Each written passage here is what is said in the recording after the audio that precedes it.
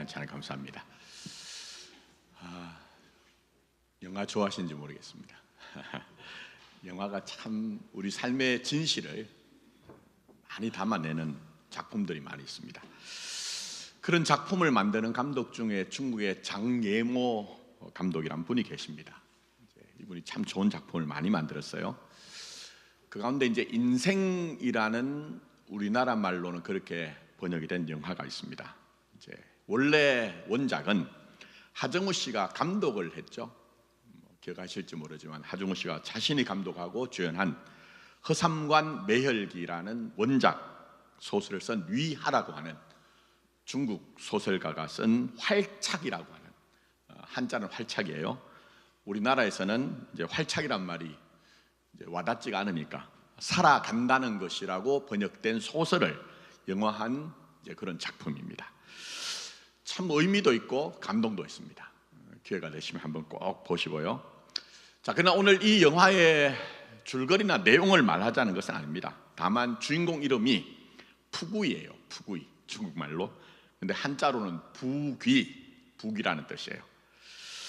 이 북이라는 이름을 가진 주인공과 가족들이, 중국은 역사가 참 만만치 않죠.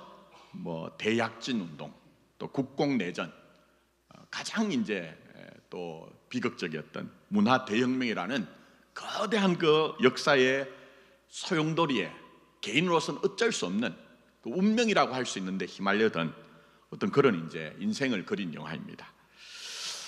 자, 그래서 이 영화를 보면 감독이 그린 게 그런 것 같아요.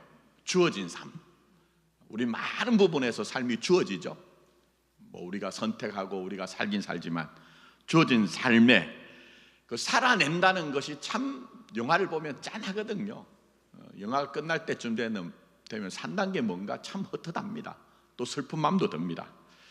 자, 그러나 그렇게 주어진 인생일지라도 그것을 살아내는 것이 얼마나 위대한가, 찬란한 슬픔이 있는 위대함을 얘기를 하고 있습니다. 꼭 한번 보십시오. 참 좋습니다.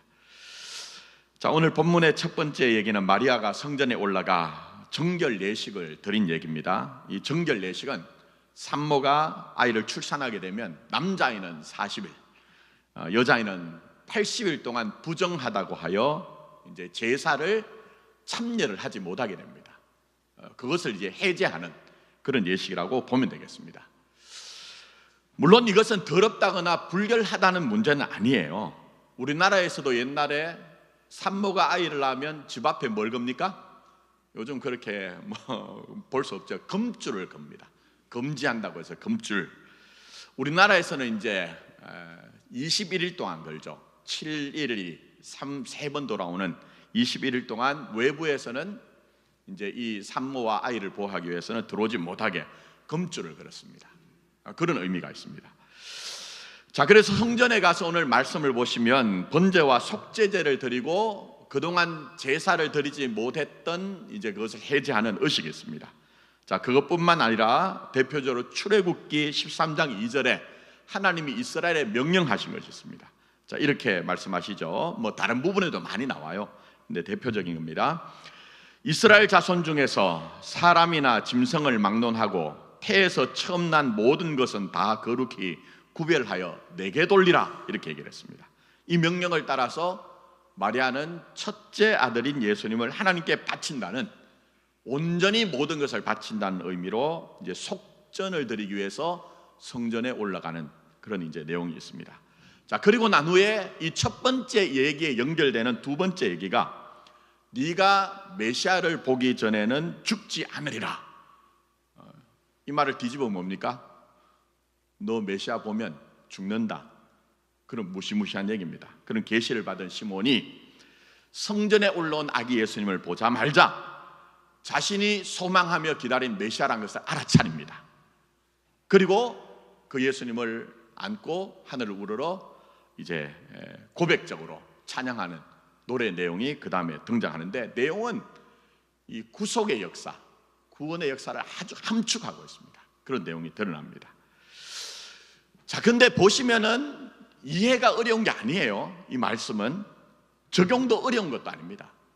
예를 들면 이 말씀을 갖고 아기 예수님을 하나님께 바친 마리아를 보면서 우리도 우리의 인생을, 우리의 전부를 하나님께 헌신하자, 뭐 이렇게 나갈 수가 있는 것이죠. 틀린 것도 아니고. 또 시몬은 예수님을 기다렸거든요.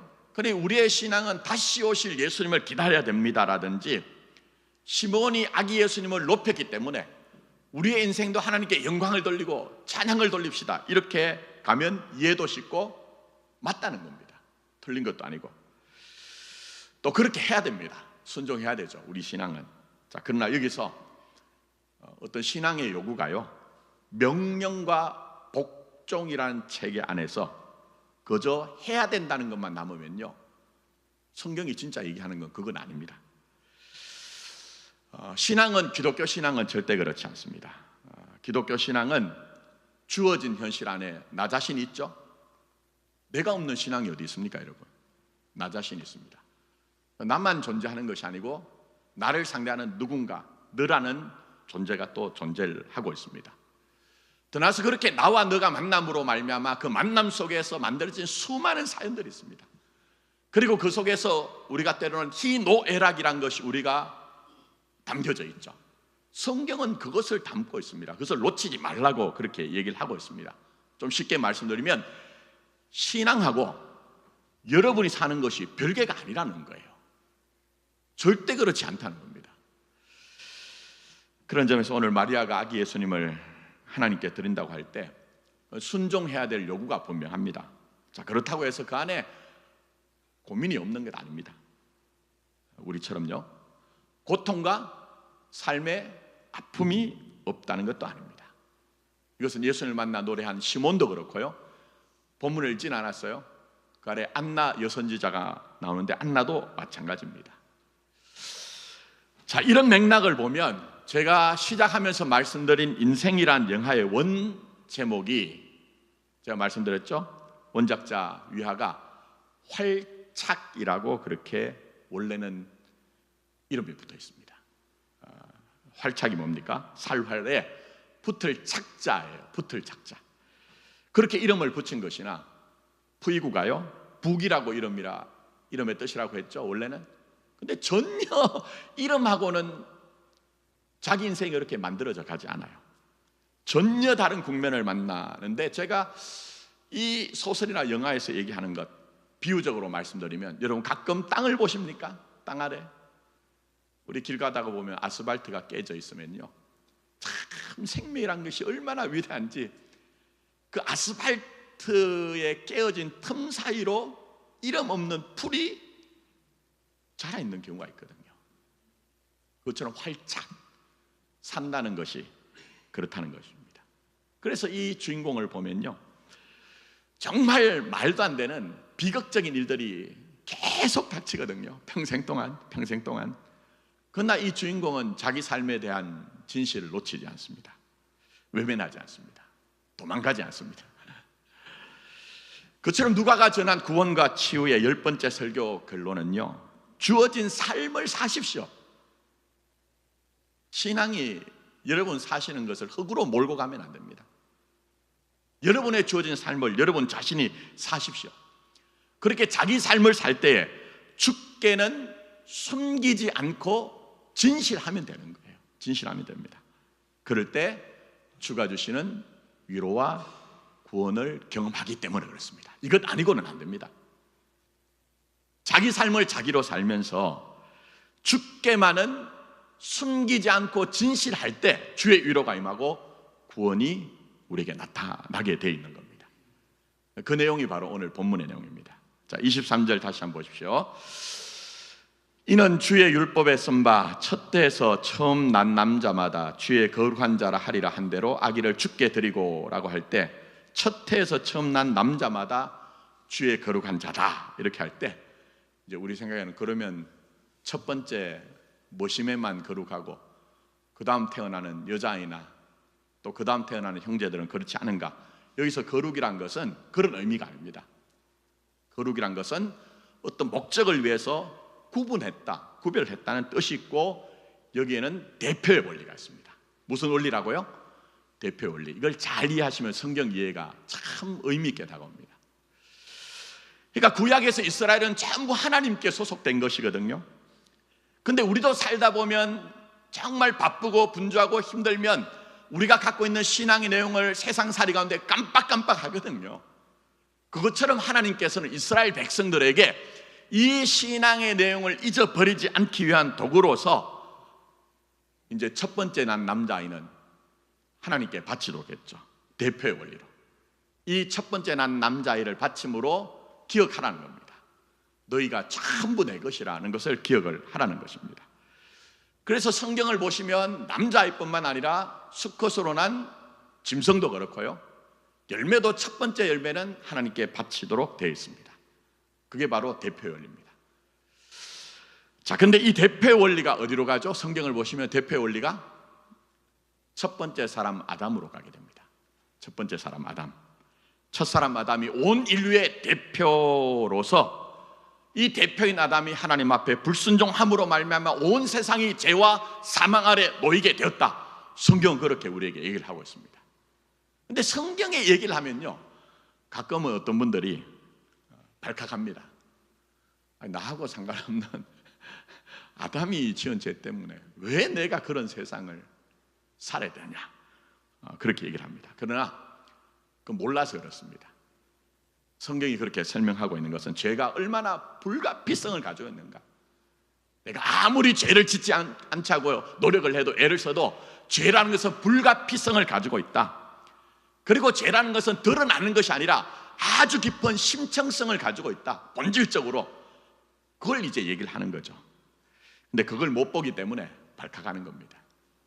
우리가 너무 존경하는 저 유명한 사도 바울이 로마서 8장 19절부터 23절 이렇게 얘기하시죠. 자, 이렇게 얘기합니다. 정말 사도 바울은 대단하세요. 자, 이렇게 얘기합니다. 내가 원하는 바 선은 행하지 아니하고 도리어 원하지 아니하는 악을 행하는도다. 만일 내가 원하지 아니하는 그것을 하면 이를 행하는 자는 내가 아니요 내 속에 거하는 죄니라. 그러므로 내가 한 법을 깨달았노니 곧 선을 행하기 원하는 나에게 악이 함께 있는 것이로다. 내 속사람으로는 하나님의 법을 즐거워하되 내 지체 속에서 한 다른 법이 내 마음의 법과 싸워 내 지체 속에 있는 죄의 법으로 나를 사로잡는 것을 보는도다 얘기를 하죠. 죄의 불가피성입니다. 죄가 얼마나 뿌리가 깊은지 만만치 않다는 겁니다. 자, 그러면서 24절에 유명한 탄식을 하죠. 뭐라고 합니까? 오라 나는 공고한 사람이로다. 누가 나를 이 사망의 몸에서 건져내랴. 이렇게 탄식을 합니다.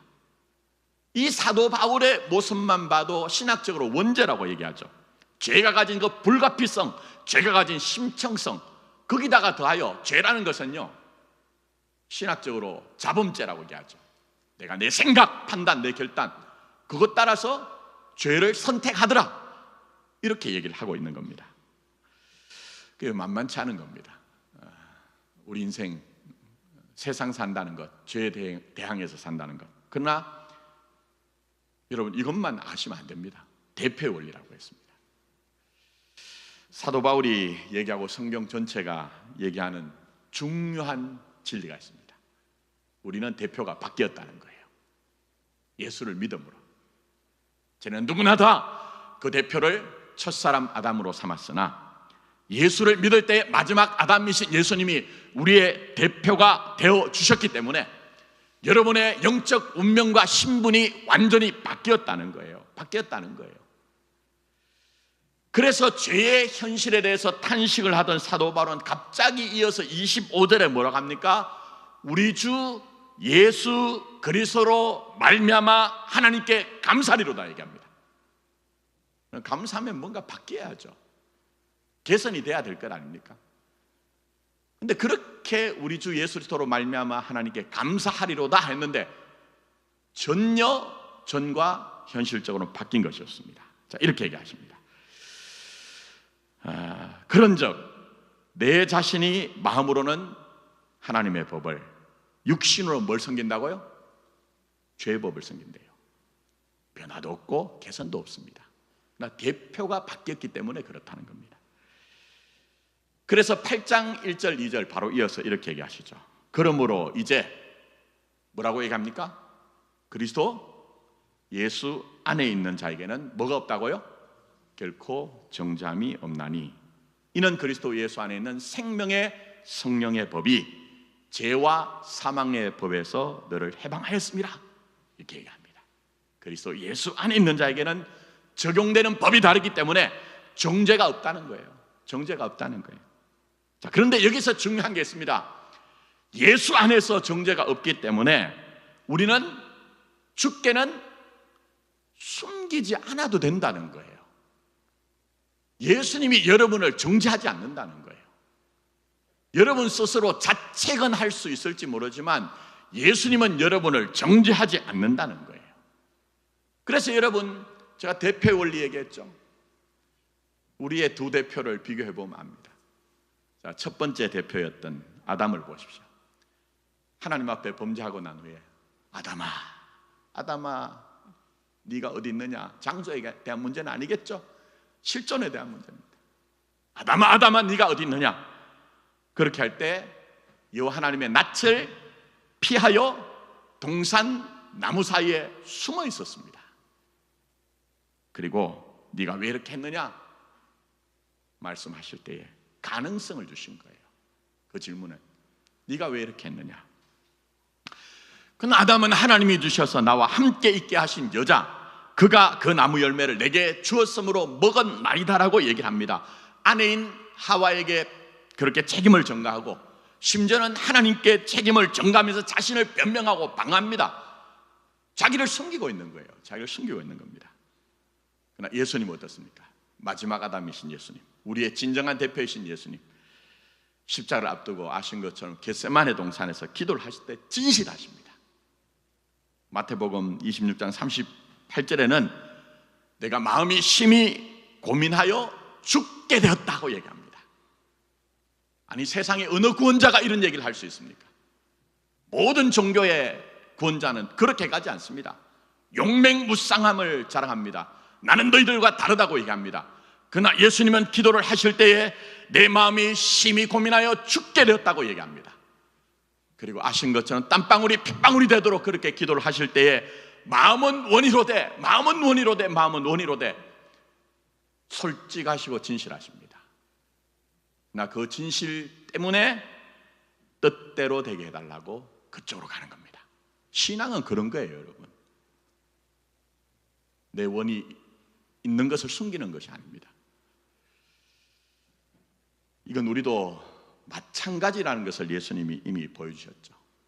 심지어 십자가에서 어떻습니까? 엘리 라마 사박다니, 하나님 어찌하여 나를 버리셨습니까? 물론 구속사적으로는 여기에 대한 의미는 있습니다. 그러나 현상적으로 십자가에서 절규하시는 예수님은 하나님과 단절된 고통을 토로하고 있는 거예요. 여러분, 우리 살다 보면 그럴 때 있지 않습니까? 뭐 목사라고 해서 다르겠습니까? 장로님이라 해서 다르겠습니까? 권사님이라 해서 다르겠습니까? 내가 뭐 30년 40년 평생 살았다고 해서 늘 예수님과 친밀함 속에서 예수님처럼 나는 아버지 안에, 아버지는 내 안에 있다는 것을 그렇게 살 수 있습니까? 우리는 그렇지 못합니다. 때로는 십자가에 달린 그 예수님처럼 하나님 어디 있습니까? 라는 그런 마음이 있는데 숨기지 마시라는 거예요. 주께만은 그렇게 하시지 않아도 된다는 거예요. 자, 그런 점에서 여기에 이제 정결례를 하는데 번역을 제가 그냥 직설적으로 했습니다. 자, 뭐라고 번역을 하냐, 이렇게 됩니다. 어머니의 태를 처음 여는 사내 아이마다 모든 것을 하나님께 드려야 된다, 이렇게 얘기합니다. 좀 번역이 다르죠? 이제 그냥 아주 거칠게 번역한 겁니다.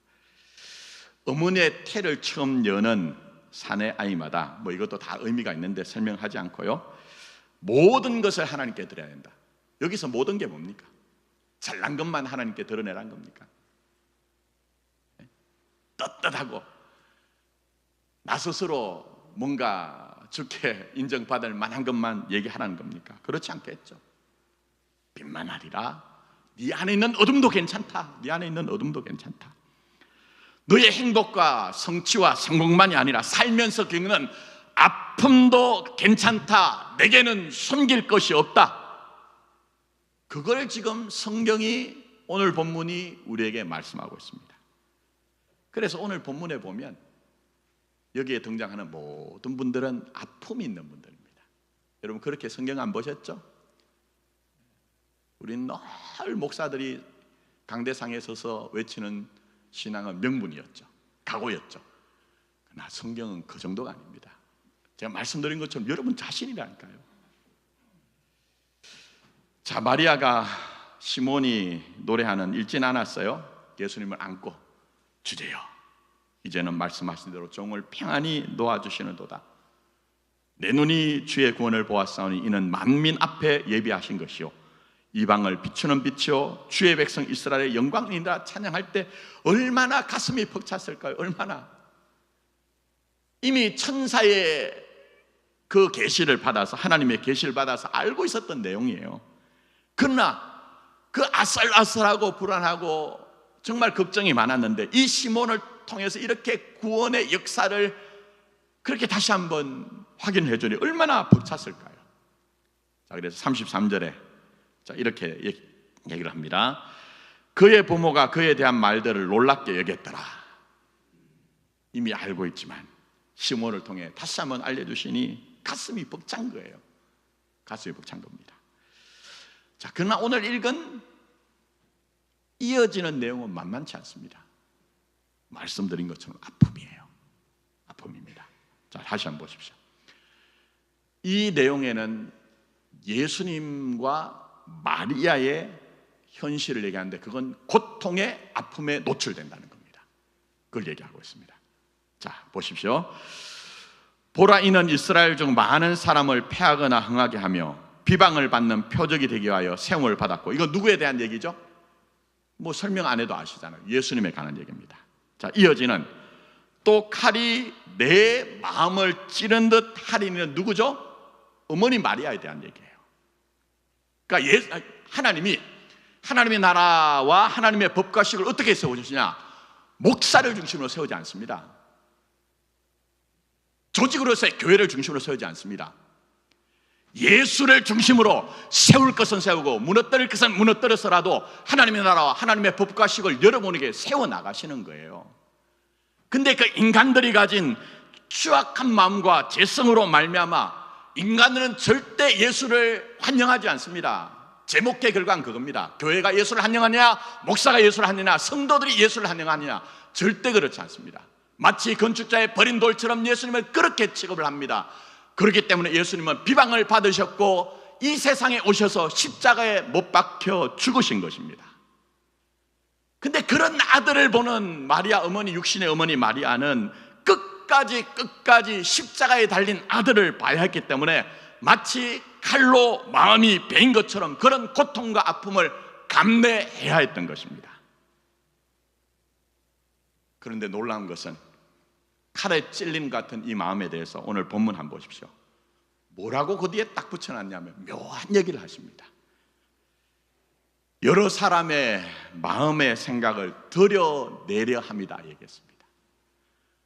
예수님의 아픔, 마리아의 고통과 아픔을 통해 여러 사람의 마음의 생각을 드러내려 합니다. 물론 이건 또 해석할 여지가 많아요. 그러나 1차적으로는 오늘 본문에 있는 시몬과 안나의 마음이 어떤가를 드러낸다는 거예요. 그걸 드러낸다는 겁니다. 자, 그럼 25절을 한번 보십시오. 무슨 얘기인가를 성경을 통해 확인하셔야 돼요. 목사 나부랭이들이 자기 자랑을 하고 말도 안 되는 얘기를 강대상에서 감동을 준다고 해서 속지 마시고 말씀을 통해서 여러분 확인하셔야 돼요. 자, 25절 시몬이 이렇게 갑니다. 이 사람은 의롭고 경건하여 이스라엘의 위로를 기다린 자다. 이 의미를 이해하기 위해서는 성경 배경을 제가 가끔 말씀드렸죠. 쉽지 않은 시절이었습니다. 우리 사는 시절처럼. 당시 유대는 로마의 속국으로 지배를 받아야 했으며 세금을 한 푼이라도 더 징수하기 위해서 로마가 임명한 의용 왕가인 헤롯 왕가가 그 역할을 하고 있던, 이뿐 아니라 정치적인 것을 제외하고 사회적인 것, 종교적인 것을 다 맡겨서 하도록 했던 산헤드린 공회. 근데 거기에 중심되는 것이 바리새파와 사두개파라고 얘기해 말씀드렸어요 지난주에. 근데 이들은 앙숙이었거든요. 철천지 왼수처럼 늘 으르렁거리는 그런 앙숙이었지만 예수님을 죽이는 데는 그날은 하나가 되었던 것처럼 이익에 있어서는 혈안이 된 그런 그들이었어요. 그러면 여러분, 우리 사는 시절 속에서 우리가 가진 탄식이 뭡니까? 세상은 다 그렇게 돌아가도 예수쟁이들이 모인 교회는 그렇지 않았으면 좋겠다는 기대가 있잖아요. 그러나 그게 전부 다 지금 몰락하는 시대 아닙니까? 그것처럼 당시의 성전은 제사장이 있었습니다. 그러나 제사장은 정통 제사장이 아니라 헤롯 왕가가 임명한 제사장으로 성전에서 쉽게 말씀드리면 사업을 하고 있었던 거예요. 요즘도 그렇죠. 전 정말 마음고생 안 되는 것이 목사들이 정말 교회를 사업체처럼 왜 저렇게 만드는가 하는 불만이에요. 그런데 이런 현실을 살던 당시 사람들은 견디다 못해 고향을 버립니다. 자기 가족을, 집을 버리고 유랑하던 사람들이 부지기수였습니다. 그래도 요즘은 우린 좀 덜한 거예요. 심지어는 그렇게 유랑하던 사람들 중에는 먹고 살기 위해서라도 유대 광야에서 성경에 나오는 강도 있죠? 강도짓을 할 정도로 비참한 시절이었습니다. 자, 그런 현실을 살던 시몬이 의롭고 경건하여 뭘 기다린다고요? 이스라엘의 위로를 기다린대요. 뭘 지금 얘기합니까? 이 사람이 얼마나 찢긴 가슴을 가지고 아픈 마음을 가지고 살고 있었던 것인지. 내가 동서남북 어디를 돌아봐도 희망 하나 없는 것처럼 보여지고 내게 위로가 되는 것이 아무것도 없기 때문에 전적으로 주의 위로만을 기다리는 그런 아픈 가슴을 안고 살았다는 것을 지금 우리에게 보여주고 있는 거예요. 근데 그런 시몬이 예수님을 만납니다. 그래서 그 찢긴 가슴을 가지고 그의 말이 변하죠. 예수를 찬양하는 입술로, 비록 세상은 이렇게 흘러갈지 모르지만 그러나 반드시 하나님은 주를 통해서 이런 하나님의 나라를 이루실 것이라는 예언적인 찬송을 하는 그런 모습으로 바뀌는 것이죠. 이런 시몬을 통해 뭘 보라는 것입니까? 때로 여러분도 찢긴 가슴을 가지고 이 세상을 살아갈 때에 주께 섬길 것이 없다는 것입니다. 오히려 아픔을 통해서 주를 만나고 그 아픔을 통해서 삶의 사명이 발견되고 여러분을 통해서 주의 뜻은 이루어질 것이라는 것을 보라고 우리에게 말씀합니다. 그러니 주께는 숨길 것이 아무것도 없습니다. 숨길 것이 없습니다. 그럼 그 아래에 있는 안나는 어떻습니까? 읽진 않았어요. 신앙교생. 저는 설교 시간이 부족하고 여러분은 길다고 생각하고 안 했습니다. 출신이 아셀 지파래요. 물론 창세기로 올라가면 어마어마한 내용이 나오는데 그건 제외하고 아셀 지파, 아버지는 바누엘, 그리고 중요한 건 여선지자라는 정보를 제공하고 있습니다. 시몬과 비교해 보면요, 누가는 비교적 자세하게 설명하고 있습니다. 왜 그럴까요? 안나가 선지자로서 당시에 많은 사람들이 인정받고 있었다는 것을 그렇게 우리에게 보여주고 있습니다. 그러나 인정을 받는다고 이분이 자기 인생의 사연 속에 아픔과 고통이 없었던 게 아닙니다. 그게 뭡니까? 시집간 지 몇 년 만에요? 7년 만에 남편이 죽습니다. 고대 사회에서 가부가 된다는 것은 요즘과는 전혀 다릅니다. 경제활동을 전혀 할 수 없다는 거예요. 경제활동을. 그래서 수혼법이라고 얘기하죠. 수혼법. 형제가 죽으면 다른 형제나 친척 중에 가까운 사람이 요즘 문화와는 달라요. 그 죽은 미망인과 결혼을 해서 그 죽은 사람의 명예와 상속권, 가업을 이렇게 잇도록 하는 법이 있었습니다. 그런데 말씀을 잘 보니까 안나는 그조차도 그렇게 하지 못했을 것 같아요. 뭐 자식이 있었는지 없었는지 모르지만 어쨌든 말씀을 오시면 성전에 평생을 머물면서 주야로 금식하고 기도로 섬겼다고 하거든요. 굉장히 그냥 우리가 보니까 그렇지 조금만 이해를 해보면 참 성경에 나오는 분들도 만만치 않은 인생이 있었구나, 아픔과 고통이, 슬픔이 있었구나 하는 것들을 알 수가 있죠. 자, 그런데 성전을 떠나지 않고 주야로 금식하며 기도를 섬겼대요. 그런데 저는 이 말씀을 묵상하면서 이런 안나의 삶이 어쩌면 더 아프고 쓰리고 고통스러울 것이라고 생각합니다. 왜 그렇습니까? 제가 말씀드렸잖아요. 당시의 성전은 성전답지 못한 그런 곳이었다고. 제사장들은 성전을 장사하는 것처럼 그렇게 만들어버린 그곳에서 안나가 평생을 성전에 머물며 정말 밤낮으로 금식하며 기도했던 것은 뭡니까? 하나님, 이 나라를 살려주십시오. 이 성전을 살려주십시오. 하나님의 위로가 아니면 저 백성들이 도무지 구원을 얻을 수가 없습니다 하는 그런 아픈 마음을 가지고 그 성전에 머물지 않았겠느냐 하는 것입니다. 그건 여러분도 마찬가지 아닙니까? 왜 이 마포교회를 지키고 있는 것입니까? 왜 모든 사람들이, 교회 다니는 사람들이 있으면 너 아직도 교회 나가느냐는 얘기가 쉽게 나오는 이 시대 속에서 왜 예수를 믿고 있느냐 하는 것입니다. 예수님이 아니면 안 되기 때문에 그런 것 아닙니까?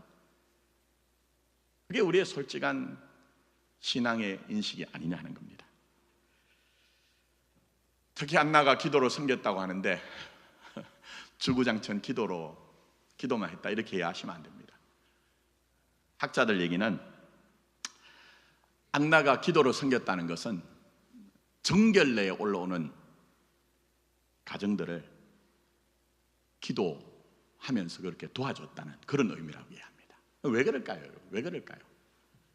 아픔 속에 사명이 있는 겁니다. 참 복음은 희한한 거예요. 아픔 속에 사명이 있는 겁니다. 안나는 자신이 결혼한 지 7년 만에 평생을 갑으로 살 수밖에 없는 아픈 사연을 통해 자기 인생의 의미와 사명을 발견한 거예요. 그렇게 혼란한 시대 속에, 진짜 하나님 믿는 사람들이 희귀해져가는 그런 시대 속에 한 가정이라도 신앙 때문에 올라와서 정결 예식을 한다면 내가 이 가정을 도와줘서라도 정말 온전한 신앙을 가지도록 해야 되겠다, 그런 마음이 아니었을까 하는 겁니다. 여러분, 삶에 아픔 없는 사람 누가 있습니까? 고통이 없는 사람 누가 있습니까? 주께 솔직하시되 그게 여러분의 삶의 사명이라는 것을 발견하는 복됨이 있었으면 좋겠습니다. 그게 예수 만난 자의 복입니다. 다른 게 복이 아니라. 그래서 안나는 성전을 지켰고 주야로 금식하며 기도를 섬길 때에 주를 만났습니다. 주를 만났습니다. 교회 나오라는 얘기 아닙니다. 일주일 주구장천 예배당에 나온 것 저는 안 좋아합니다. 좋은 신앙 아닙니다. 삶의 자리가 성전되게 하시고 있는 곳에서 여러분의 아픔을 통해 진짜 여러분의 삶의 사명을 감당하십시오. 그게 주께서 여러분에게 요구하시는 겁니다. 이제 말씀했습니다. 본문을 보면 칼에 마음이 찔린 것 같은 분들의 만남의 장이라고 저는 그렇게 별칭을 붙이고 싶습니다. 자, 그러나 읽지 않은 40절 한번 보십시오. 40절, 아기가 자라며 강하여지고 지혜가 충만하며 하나님의 은혜가 그 위에 있더라. 물론 이 말씀은 예수님의 어린 시절 얘기입니다. 그러나 지금까지 설교한 맥락과 연결하셔야 됩니다.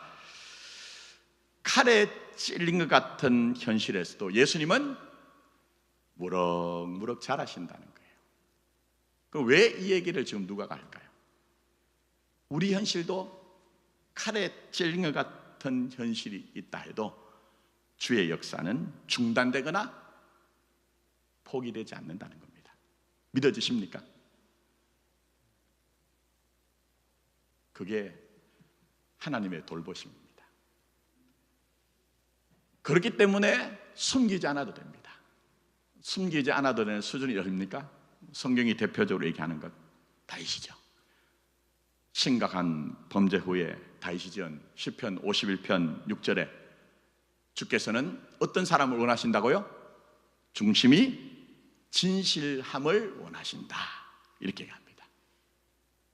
여러분 아시다시피 다윗은 내 어머니의 태에서부터 나는 죄인이었다고 할 정도로 전면적인 실패의 국면에 있었습니다. 그러나 그런 현실 때문에 주께는 숨기지 않아도 된다는 걸 깨닫게 됩니다. 주가 원하신 게 그겁니다. 다른 것도 없습니다. 17절에도 얘기하죠. 하나님께서 구하시는 제사는 뭐라고요? 상한 심령이라고 하죠. 그러면서 바로 이어서 말씀합니다. 뭐라고 얘기하느냐?